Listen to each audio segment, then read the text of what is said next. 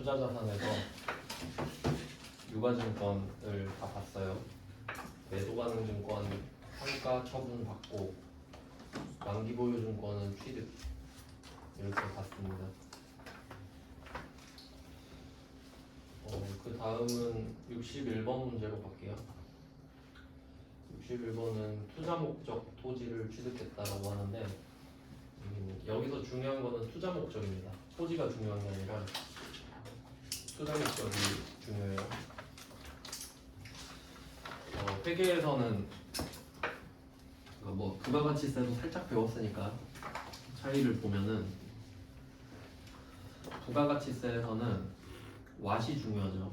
그러니까 무엇이냐에 따라 과세 면세가 결정되니까. 그리고 재무회계에서는 왜가 중요하죠. 그럼 여기서 왜에 대한 대답은 토지가 아니죠. 토지는 그거 뭐냐에 대한 대답이고 그 토지 왜 샀어 하면 투자 목적이다 이렇게 가죠. 그래서 이게 투자자산 다음에 유형자산 할 거거든요. 유형자산 그 사용 목적인데 앞에서도 한번 말씀을 드렸던 것 같아요.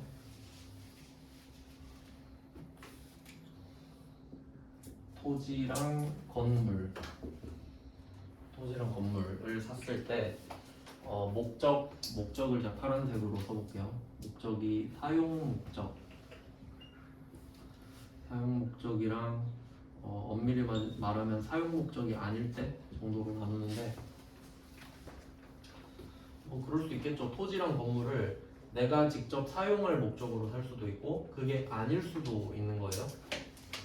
그럼 이때 계정 과목을 빨간색 글씨로 쓸게요.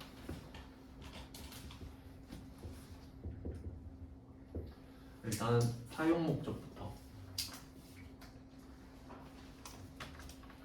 토지를 사용 목적으로 사면 토지입니다. 건물을 사용 목적으로 사면 건물입니다. 사용 목적이 아닐 수도 있잖아요. 그때는 합쳐서 투자 부동산입니다. 투자 부동산. 이게 부동산이라는 말이 움직이지 않는 자산이라는 뜻이잖아요. 그러니까 법마다 기준은 다른데 예를 들면 민법 같은 경우에서는 민법에서는 부동산을 토지와 그 정착물 이렇게 봐요. 그냥 법마다 좀 다른데 근데 어차피 건물이랑 땅이에요. 결과적으로는. 그러면 토지랑 건물을 그냥 사용 목적이 아니다. 그게 투자 목적이 포함되죠. 그리고 제가 그럼 투자 목적이라고 하면 되지 왜 사용 목적이 아니라고 했냐? 극단적인 예를 들면은 땅을 샀다. 근데 왜 샀어 하니까 그냥 싸길래 샀는데 이런 대답을 할 수도 있잖아요. 그럼 그게 겉으로 보기엔 투자 목적이 아닌 것 같죠? 근데 무의식 중에 깔려있죠. 땅값은 오른다. 그러니까 싸서 산 거 아니야? 그러니까 결론은 사용 목적이 아닌 게 다 투자 목적이 되는 거거든요. 그냥 어떻게 될지 모르지만 사놨다. 팔 수도 있죠. 그 정도로 생각하시면 될 것 같고. 그래서 지금 여기서 토지인데 목적이 투자 목적이죠. 그래서 답은 투자 부동산이다 이 말이에요. 그럼 가장 기초적인 실수를 하는 게 토지 샀다 해서 토지 쓰는 경우네요. 그렇게 많이 틀리죠. 그래서 제가 처음부터 계속 그랬죠. Y다 Y. 그럼 토지는 Y 아니잖아요. 그래서 답이 투자 부동산이다 이런 게 중요한 거고. 그럼 여기서는 토지가 아니라 건물이어도 투자 부동산이죠. 그 정도 보시면 됩니다.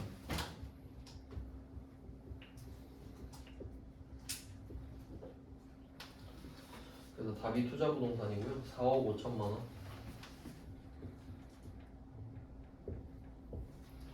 이렇게 됐어요. 그러면 일단은 계정 과목을 찾았는데 그리고 이제 우리가 메인 매출 전표도 보긴 봤잖아요. 그럼 왜 얘가 일반 전표에 있는지 한번 생각해 볼게요. 일단 토지가 면세인 거 아시죠? 배웠으니까. 그럼 여기에는 부가세가 포함이 안 된 금액이고요. 따로 부가세가 있지도 않습니다. 근데 원칙대로라면 면세 물건을 샀을 때 계산서를 받는 게 맞죠? 하지만 땅을 파는 사람이 모두가 사업자인가요? 아니지. 여러분도 땅 팔 수 있죠. 근데 상대방이 계산서 달라면 줄 수 있나요? 못 주죠. 뭐 그런 상황이겠지. 그냥 개인한테 샀겠죠. 그냥 샀긴 샀는데 증빙은 못 받았잖아요. 그럼 일반 전표에 써야지 뭐 그런 느낌일 것 같다. 뭐 참고하시고요. 그럼 일단 뭐 땅을 사긴 샀고 시세 오르면 팔겠죠? 그 다음에 대금은 3개월 뒤에 지급하기로 했어요. 4억 5천은 3달 뒤에 드리겠습니다. 이 말을 우리는 외상이라고 하기로 했죠. 그럼 이때 외상인데 원재료가 아니잖아요. 미지급금이죠. 그리고 항상 이런 상황이 나오잖아요. 같이 생각해야 돼요. 대금은 이렇게 저는 낼 것 같아요. 대금은 3개월 뒤에 지급하기로 하고 약속어음을 발행해서 주었다 라고 낼 거예요. 저는. 그러면 사람들이 지급어음 쓰고 틀려요. 어음을 줬다 그러니까 그래도 미지급금이죠. 원재료가 아닌 게 중요한 거지. 그러니까 약속어음은 무엇이죠? 무엇. 그러니까 무엇을 줬냐가 아니라 왜 줬냐잖아. 원재료 때문에 줬냐, 원재료가 아닌 것 때문에 줬냐. 원재료가 아닌 것 때문에 줬다. 그럼 미지급. 어음을 주든가 말든가. 그걸 조심하셔야 되고요. 그러면 미지급금이면 지금 돈을 안 줬으니까 누구한테 줘야 될지를 써야겠죠. 일반전표는 거래처가 더 중요하잖아요. 우주상사.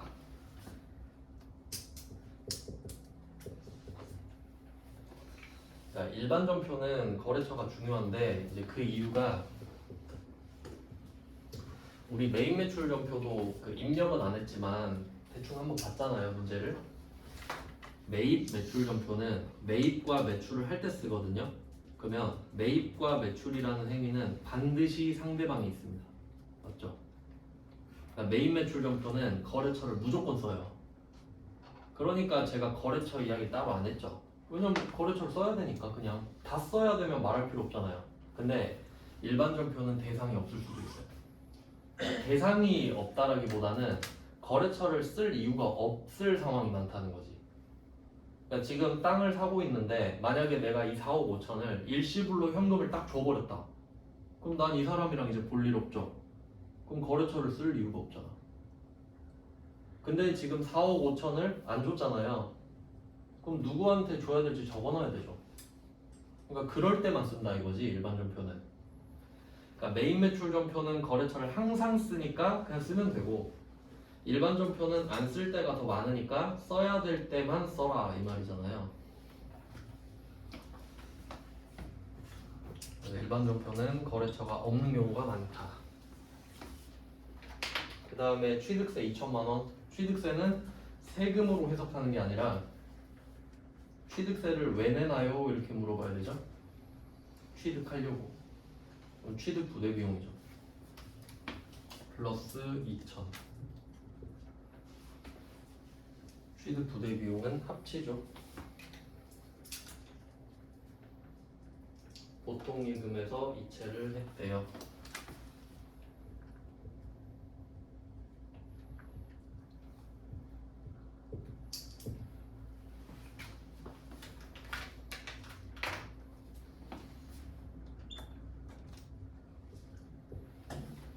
일단 문제를 풀라고 하니까 풀긴 풀었는데 사실 실제로는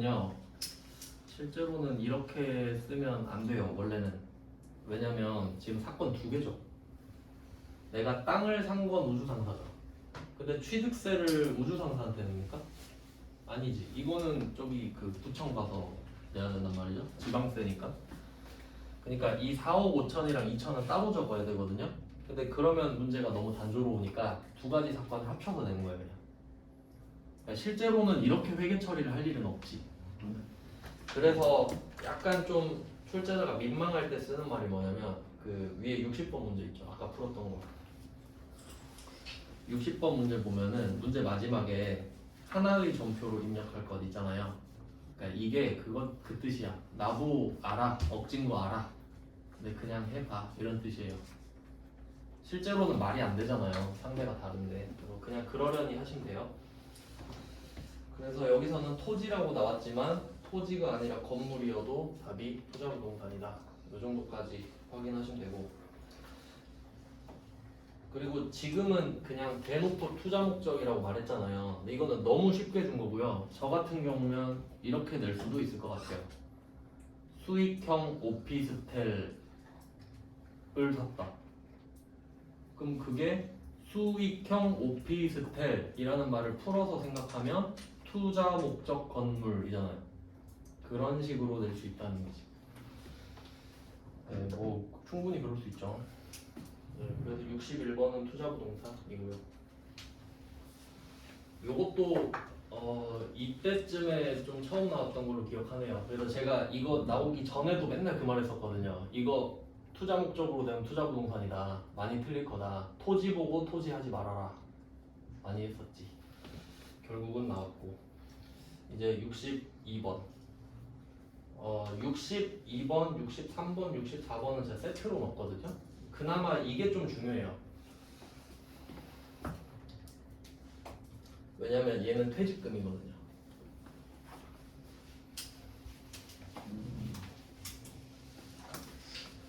오늘은 여기까지 하면 되겠네. 퇴직금.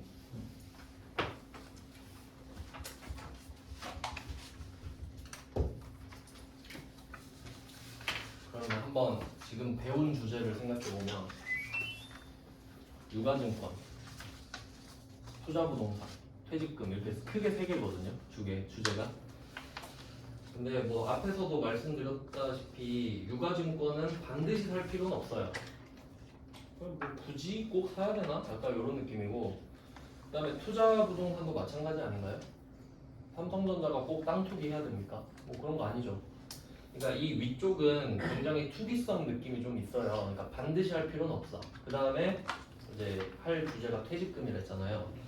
물론 퇴직금도 강제적인 건 아닙니다. 근데 퇴직금을 주는 건 법으로 정해져 있어요.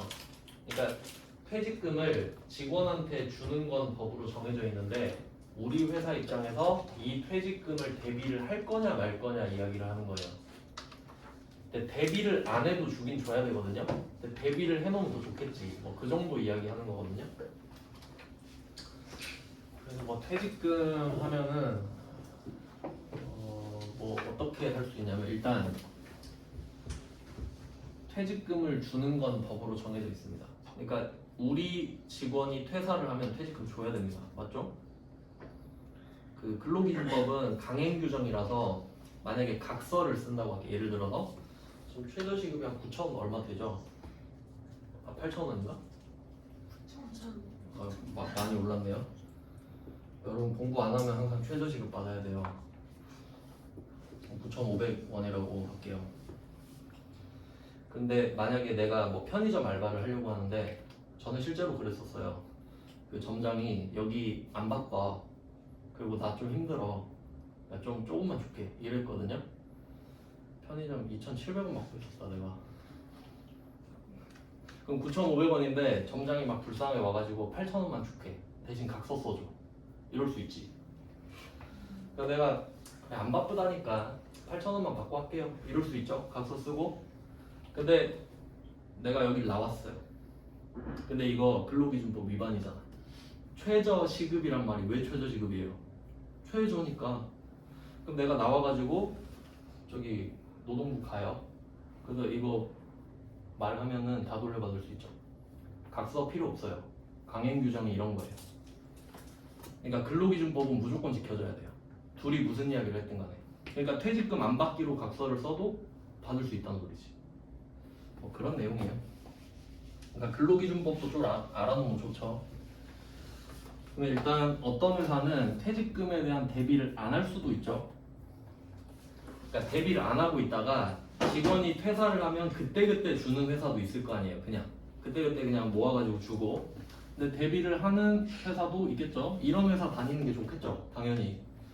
근데 이 대비를 하는 방법이 퇴직연금제도인데 확정급여형 비비형 확정급여형 A형, BC형 이렇게 되는 거예요. 그러니까 여러분이 회사를 갔을 때 대비를 안 하는 뭐 5인 미만의 조소 있을 수 있고, 아니 뭐 갔는데 확정 급여형, 확정 기여형 이렇게 나머지 고를 수 있어요, 여러분이. 근데 잘 모르면 회사가 그냥 해버릴 수도 있고, 뭐 이런 식으로 되어 있습니다. 그러니까 이거는 회사 기준이고요. 근데 여러분이 이걸로 좀 부족할 것 같다 싶으면은 이제 개인연금을 가입할 수 있거든요. 그게 IRP고 뭐 그런 식으로 되는데, IRP 들어보셨나요? IRP는 개인연금이에요. 여러분이 따로 적립하는 거예요. 사적연금. 그러니까 IRP 뜻이 Individual Retirement Pension이거든요. 그러니까 개인 퇴직연금이야. 그냥 말 그대로. 요거는 일단 우리 범위는 아니에요. 지금 회사가 직원을 위해 해주는 걸 이야기하고 있기 때문에 이 셋 중에 하나일 겁니다. 우린 지금 회사 입장이니까. 그러면 퇴직금이 어떤 건지 대충 좀 설명을 드릴게요. 퇴직금이란 무엇이냐? 퇴직을 하면 받는 돈이죠. 어떤 식으로 받냐면, 만약에 월급이 300만 원이라 해볼게요. 월급이 300만 원인 사람이 입사를 했다고 합시다. 그러면 한 달에 300만 원씩 받잖아요. 그럼 이제 12번을 딱 받는 순간 1년이 꽉 차죠. 그러면 그때부터 퇴직금을 받을 수 있는 권리가 생겨요. 그럼 반대로 말하면 내가 11개월 일하고 그만뒀다. 퇴직금 없지. 그러니까 1년 이상 근속을 해야 돼요. 그러니까 이제 1년 한 사람도 받을 수 있고 2년도 받을 수 있고. 그래서 이제 이걸 악용하는 사례가 계약 기간을 9개월로 해가지고 계속 갱신하는. 실제로 그런 데 있어요. 갔는데 9개월이야 계약 기간. 그리고 9개월 끝나면 갱신해. 그럼 재계약을 하는 거니까 퇴직금 지급 의무가 없거든. 그렇게 악용할 수 있죠. 그 무기계약직 그러잖아요. 그럼 그게 아니라 그냥 정규직이라고 하면, 자 1년 계약을 딱 했잖아요. 300만 원. 그러면 퇴직금이 월급 12번 받잖아요. 12번 받는 순간 300만 원 받을 권리가 생긴다고 생각하시면 돼요. 그러니까 약간 그 치킨 쿠폰 같은 거지. 12개를 모으시면 한 마리를 드립니다. 요런 느낌이에요. 보통 이거 보고 참죠. 그러니까 회사가 직원한테 해주는 복지가 2개가 있다고 보시면 되거든요. 강제로 해줘야 되는 거. 첫 번째가 퇴직금. 그러면 한 번 공짜로 받는 거잖아요. 그럼 이 상태로 10년 근무하면 3천 받지. 뭐 요런 퇴직금이 있고, 두 번째는 그 4대 보험 있잖아요. 4대 보험 내가 내야 될 금액의 절반 정도를 회사가 부담해요. 뭐 그것도 복지라 할 수 있겠죠. 그럼 뭐 이렇게 있다고 할게요. 그러면 12번에 한 번이 공짜. 그러면 대비를 안 하는 회사도 이만큼은 줘야 된다는 소리예요. 근데 이제 대비를 하면 어떻게 하냐 이거지. DB형, DC형 있는데 요 2개가 시험에 나옵니다. 그래서 실제로 보면은 62번에 DB형 써있죠. 62번에 DB형, 그 다음에 63번도 DB형 써있죠. 그러니까 얘 2개는 같은 유형인 거예요. DB, DB. 뭐 확정 급여라고 해서 Defined Benefit이라고 하는데 뭐 의미까지는 필요 없어요. 여기서 중요한 건 확정 급여형이라는 거고, 그 다음에 64번 문제는 확정 기여형이죠. 그러니까 원래 확정 기여형은 여기 나오면 안 돼요. 근데 DB형의 반대이기 때문에 써놓은 거예요, 그냥. 자, 일단 이름은 확인했고요. 그럼 어떻게 하는 건지 볼게요. 그래서 이거를 왜 알아야 되냐면, 그 여러분이 뭐 취직이나 이직을 할 때 그 급여 써놓잖아요. 급여 3,600 이렇게 써놨다고 할게요. 그럼 여러분은 이걸 보면서 한 달에 300 받겠구나 이 생각하죠? 근데 여기에다가 조그맣게 퇴직금 포함 이렇게 써놓은 데가 있을 거라고. 무슨 뜻일까요?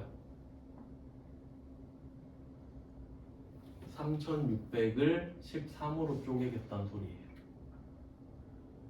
퇴직금이 12번 받으면 한 번 공짜로 주는 거랬잖아. 그러니까 원래대로라면 이걸 12로 쪼개서 300씩 줘야 되죠? 그리고 1년 지나면 300을 더 주는 거잖아. 그러니까 3,900을 줘야 되는 거잖아 1년에. 근데 3,600 써놓고 퇴직금 포함 이렇게 써놓은 거야. 13으로 쪼개서 그 돈을 주겠다는 소리지. 그러니까 회사는 퇴직금을 포함해서 3,600을 주고 싶다는 소린 거야. 근데 그럴 수는 있는데 조금 양아치 같잖아요. 그러니까 이걸 모르고 있으면 그냥 당하게 되는 거거든요. 그러면 세전 300이 안 되겠지. 여러분 돈 받을 때 알고 있어야 된다고. 이 정도는. 그러니까 이거는 괘씸해서 가면 안 돼요. 이런 회사는. 뭐 그렇게 되고요. 그러면 확정급여형은 뭐냐? 그럼 퇴직금을 받는 건 정해진 거라고 했잖아요. 그러면 그 직원이 물어볼 수 있죠. 입사하면서 저 퇴직금 어떻게 받아요? 하면 대답을 너의 퇴직금은 확정되어 있다. 그래서 확정급여형이거든요. 그럼 어떻게 확정돼 있나요? 라고 하니까 확정돼 있지만 알 수는 없어요. 왜 그렇게 되냐면 확정이 되면 알 수 있어야 되잖아요. 퇴사 직전 3개월 평균 월급으로 결정되거든. 그러니까 확정은 됐는데 알 수는 없지. 네가 뭐 다녀봐야 알지. 그래서 이 확정급여형은 연봉이 많이 뛰는 회사 있죠. 그런 데서 좋지. 왜냐면 예를 들어볼게요. 내가 초봉이 월급 300이었다 할게요. 초봉 월급 300인데 퇴사할 때 500으로 늘었다 할게요. 5년 만에. 그러면 우리 회사에서 내가 확정급여형을 골라서 적립을 하고 있었다라고 하잖아요. 그러면 퇴사 직전 월급 500이죠. 그럼 500 곱하기 5 2,500 받고 나오는 거야. 300이 아니라. 그러면 연봉이 많이 오를수록 좋겠죠. 확정급여형은 퇴사 직전 3개월이기 때문에. 뭐 이런 게 있죠. 그러니까 많이 오르는 데는 확정급여형을 고르는 게 이득이에요. 그러면 뭐 이런 식인데, 그러면 그 확정기여형은 뭐냐면 기본적으로 퇴직금이 연봉의 12분의 1이라고 말씀을 드렸잖아요. 그러면 회사 입장에서 직원이 1년을 다니잖아요. 그러면 둘 다 어느 정도 부담이 생기겠죠. 그러니까 A라는 애가 월급이 300이에요. 그럼 얘가 1년이 지났어요. 그럼 회사 입장에서는 이 생각을 해야겠지. 얘가 지금 나가면 300 줘야겠구나. 부채가 생기는 거예요. 얘가 1년을 근속해버렸군. 지금 나간다고 하면 300을 줘야겠구나. 이 생각을 하겠죠? 그러면 확정급여형이랑 기여형이 무슨 차이냐면 둘 다 같은 생각을 하거든요. 근데 확정급여형은 300을 따로 빼요. 둘 다 대비를 하는 거랬으니까. 근데 300을 빼서 내 통장에 넣어놔. 내 통장에. 그리고 이 통장으로 주식하는 거야. 불리는 거야. 그러니까 얘 퇴사하면 300 줘야 되잖아요. 근데 그건 알고는 있어. 300 나가겠구나. 근데 이거를 지금 줄 필요는 없거든요. 왜냐면 퇴사 직전 월급으로 준다 했으니까. 그래서 300만 원어치를 내 통장에 넣어서 그 돈으로 주식하는 거야. 내가 직접 하는 건 아니고 그 가입해요. 증권회사 같은 데 가가지고 금융회사에서 상품을 가입하는 거야. 그럼 펀드 매니저가 불려주지. 근데 한 명은 300이지만 100명이면 3억이잖아. 그러니까 그렇게 계속 굴리는 거예요. 근데 확정기여형은 1년 딱 지나잖아요. 300을 바로 쏴줘 버리거든. 직원 통장에. 그러니까 이름이 기여잖아요. 직원의 기여도에 따라 퇴직금이 달라지는 거예요. 그러니까 300을 회사가 갖고 불리면 확정급여형인 거야. 그리고 퇴사할 때 주는 거지, 불린 돈을. 왜냐면 처음엔 300인데 나중에 500 줘야 되잖아요. 그러니까 불려야지 계속. 근데 확정기여형은 300인데 1년 지나면 300 그냥 줘버려. 그리고 또 이 사람 연봉 올라서 월급 400이 될 수도 있죠. 그럼 그때는 400 줘야 되잖아요. 그럼 그때는 400 줘. 그럼 500 되면 그때는 500 줘. 그러니까 총액은 확정급여형이 많을 수밖에 없죠. 마지막 걸로 곱하기 n을 하니까. 근데 얘는 그때 주잖아. 확정기여형. 그 정도 차이예요. 그러면 어떻게 회계 처리를 할지 볼게요. 그럼 결론은 뭐냐면 회사 입장에서는 직원이 한 명씩 1년을 근속할 때마다 부채가 생긴다는 거지. 얘한테 돈 줘야겠구나. 그러면 대비를 안 해도 부채는 생겨야 되죠. A가 300만 원짜리 애가 1년 근무했는데 300 줘야겠네 이 생각은 해야 된다고. 대비는 안 할지언정. 그래서 그 생각이 퇴직급여 충당부채예요. 퇴직급여 충당부채. 그래서 대비를 하지 않는 회사도 퇴직급여 충당부채는 인식합니다. 퇴직급여 충당부채라는 개정 과목을 인식해요. 근데 대비는 안 하는 거지. 알고만 있는 거예요. 아, 얘 인내금 300, 또 300, 300 이런 식으로 알고만 있는 거야. 그 다음에 대비를 하는데 확정급여형이다. 얘도 부채를 인식합니다. 왜냐면 부채를 인식하고 그 돈을 내가 갖고 있잖아. 그러니까 부채로 인식함과 동시에 그 돈을 내 통장에 넣는 거예요. 그러니까 얘도 퇴직급여 충당부채를 인식해요. 말 그대로 얘는 부채고요. 뒤에서 한 번 더 나오겠죠. 부채 할 때.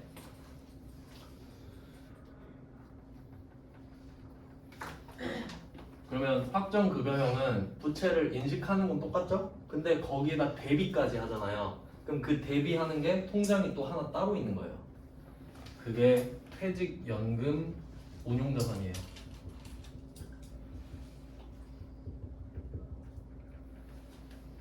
그러니까 얘 둘이 같이 있는 겁니다. 얘는.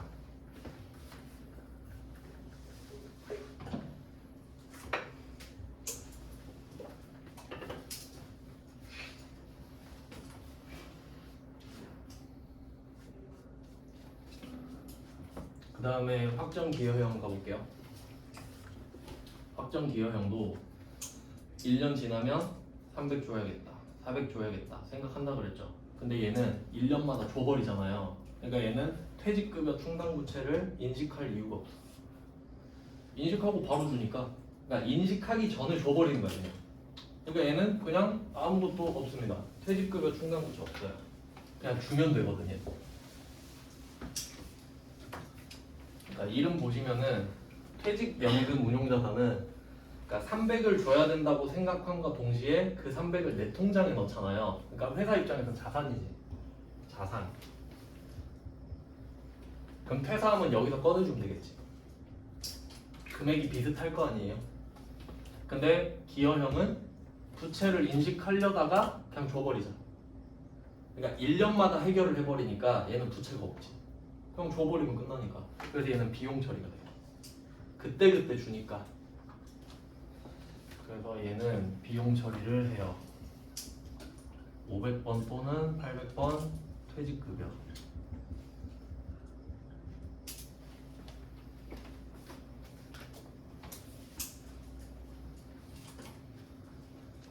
퇴직급여. 비용입니다. 비용.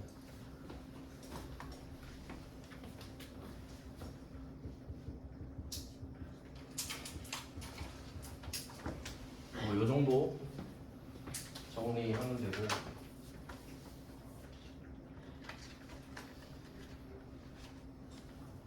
문제를 풀어볼게요.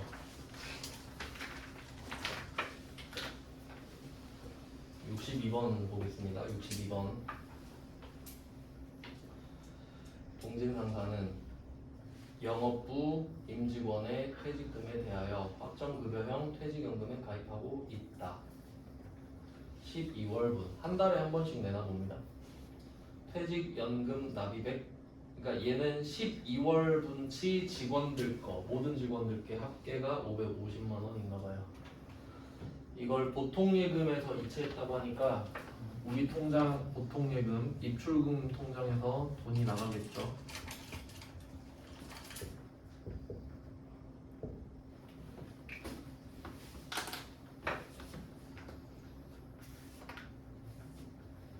$550이 빠져나가요.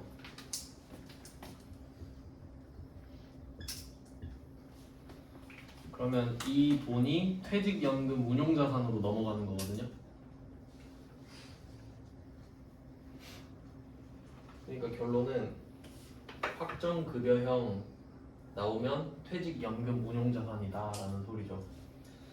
근데 일부러 조금 번거로운 문제를 넣었는데 이게 구조상 한 달에 한 번씩 내가 금융상품에 가입해서, 그러니까 이거 구조가 우리 회사라고 치고요. 우리가 A 회사예요. 근데 B 회사가 있어요. 그러니까 얘는 금융회사예요. 금융회사라고 하는 거는 증권, 은행, 보험회사예요. 그러니까 그 세 개 회사는 돈을 모아들여서 주식을 해요. 그러면 이때 이 금융회사, 그러니까 A 회사에서 퇴직금을 줘야 되는데 이 회사 내에다가 퇴직금을 적립하잖아요. 그러면 이때 여기 직원이 횡령할 수 있잖아. 퇴직금 들고 튀어버릴 수 있잖아요. 그러니까 여기에다 적립하는 거라고. 횡령 못하게. 남의 회사 넣어놓으면 어떻게 남의 회사 돈 빼가겠어요. 그러니까 이거를 사외 적립이라고 해요. 회사 바깥에 적립한다고. 그러니까 이게 안전장치지. 남의 회사에 넣었는데 누가 어떻게 횡령하겠어요? 횡령 못하게 하는 거예요. 그래서 여기에 퇴직연금 운용자산이 있는 거지. 퇴직연금 운용자산. 그러니까 우리가 은행 계좌 만들어도 은행에 있는 거잖아요. 계좌가. 그런 느낌이라고. 그리고 이 퇴직급여 비용 처리하는 거 있잖아요. 그러니까 이게 어차피 금액은 비슷할 텐데 자산은 내 통장에 넣어놨으니까 자산이고 비용인 이유는 네 통장에 넣어줬으니까 비용이잖아요. 근데 네 통장도 여기 있어요. 금융회사. 그렇겠지? 그 정도 아시면 돼요. 그래서 이때는 D, B형이니까 퇴직연금 운용자산이다 이거죠. 그러면 우리가 얘한테 한 달에 돈 한 번씩 주면서 이 돈 좀 불려주세요 하는 거 아니에요. 그러면 여기에 펀드 매니저 있겠죠. 맨날 주식하고 있을 거 아니에요. 그럼 그 사람도 월급 받아야 되겠죠. 그러니까 수수료가 나갈 거 아니에요. 그러니까 내가 550 입금한다고 550을 다 불려주는 게 아니라고. 맞죠? 거기서 선취 수수료가 있단 말이에요. 그게 2%인가 보지. 여기서 2%면 뭐 11만 원이죠. 계산기 두드리면 되니까. 그러면 수수료가 11만 원이 나가요.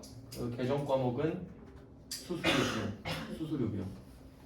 그리고 이 퇴직금을 대비하는 게 생산직 직원도 있고 본사 직원도 있겠죠. 근데 여기서는 영업부 직원을 했잖아요. 영업부 임직원. 그럼 800번이겠지. 그러니까 제조부 직원을 위해서 쓰는 수수료는 500번이겠죠.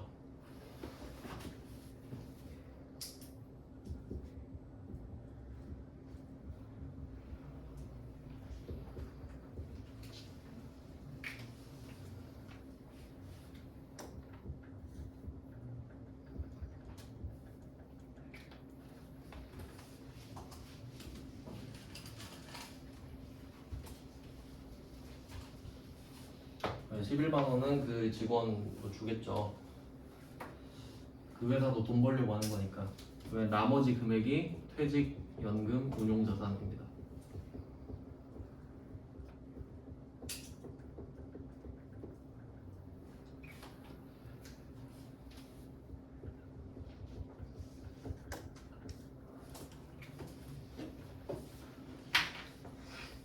네, 그래서 답이 이렇게 돼요. 그러니까 결론은 D, B형 하면 퇴직연금 운용자산. 보통은 그냥 수수료 비용 없이 나오거든요. 네, 일부러 있는 문제 넣었어요. 그리고 800번인 이유는 영업부 임직원. 그럼 제조부 임직원이면 500번.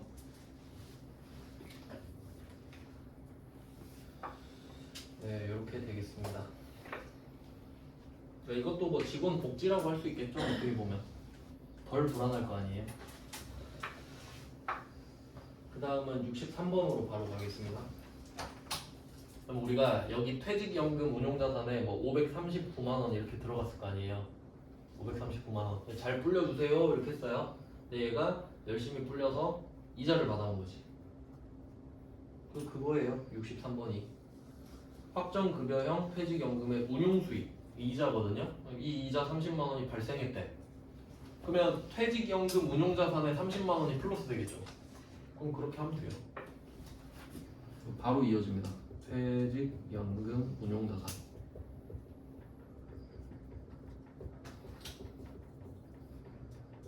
30만 원.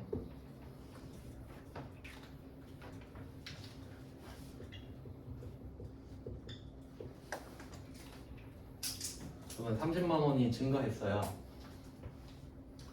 그럼 원래 퇴직연금 운용자산이 증가하려면 우리 보통 예금에서 입금을 해야 되죠. 근데 얘는 꽁돈이잖아요.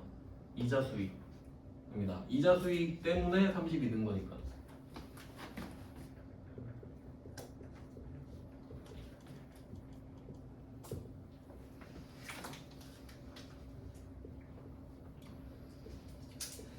이게 참고로 증권회사 펀드 매니저들이 투자를 해요. 그러니까 펀드라는 것 자체가 집합 투자거든요. 그러니까 뭐 이런 식으로 550만 원을 우리가 입금을 하잖아요. 그럼 솔직히 550으로 10% 해봤자 55만 원이잖아요. 그럼 재미가 없잖아. 근데 1000명 모아봐요. 550만 원씩. 그럼 좀 괜찮지. 그러니까 그 집합 투자를 해서 펀드 매니저 한 명이 불리는 거거든요. 그럼 몇십억으로 할 거 아니야 혼자서. 뭐 그런 내용인데, 그러면 그 사람이 그 돈을 가지고 주식을 살 수도 있고 채권을 살 수도 있잖아요. 그러니까 원래 채권 사면 이자 받고 주식 사면 배당 받거든요. 근데 그럼 그 사람이 배당도 받고 이자도 받을 거 아니에요. 근데 이 펀드 자체에서 나온 건 다 이자로 취급하거든요. 그러니까 무조건 이자 수익이 돼요. 그러니까 그 사람이 주식 배당금을 받아서 수익이 난 거여도 우리 입장에서는 이자야. 펀드 거쳐오면 무조건 이자거든요. 그러니까 법으로도 그래요 실제로. 그렇게까지 물어보진 않겠지만 결론은 내 자산에서 수익이 난다 이 말이지. 자 그럼 이렇게 하면 D, B형에 대한 문제고요. 그럼 DC형하고 끝낼게요. 64번입니다. 64번은 DC형이잖아요. 그럼 얘는 1년에 한 번씩 꽂아주고 끝 이겁니다. 그래서 비용 처리하면 끝나고요. 그럼 얘는 남의 통장에다 돈을 집어 넣어버리잖아요. 그럼 이 사건 때문에 이자가 들어올 일은 절대 없겠죠. 남의 통장이니까. 그 정도만 이해하시면 돼요. 그럼 이때 7월 5일 보시면은 850만 원인데 50%는 생산직, 나머지 50%는 본사. 얘도 우리 통장에서 돈이 나가겠죠. 보통예금 850만 원.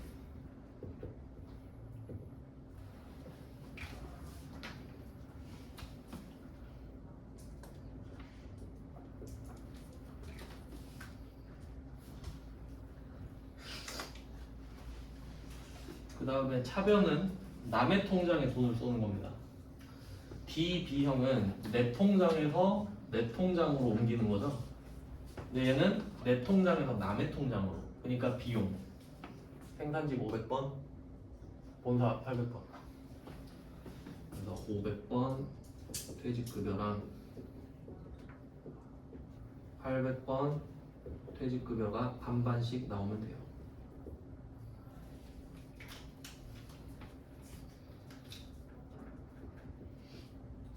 50%씩 나눠서 쓰면 됩니다.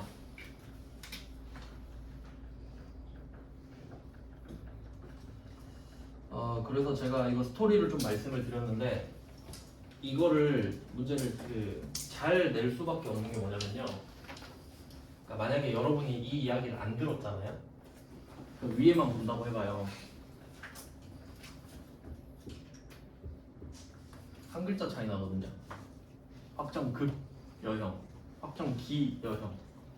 한 글자로 답이 아예 바뀌잖아요. 그러니까 보통 그냥 외워서 풀거든요. 좀 기억도 잘하라고.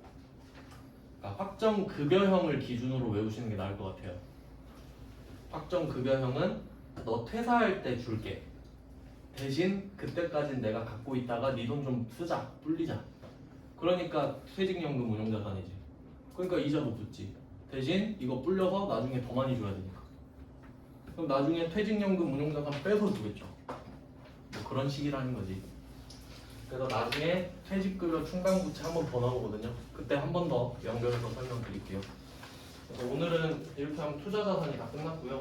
내일부터는 유형자산을 할 건데 내일 프린트 나눠드릴게요. 오늘은 여기까지 하겠습니다. 고생하셨습니다. 고생하셨습니다.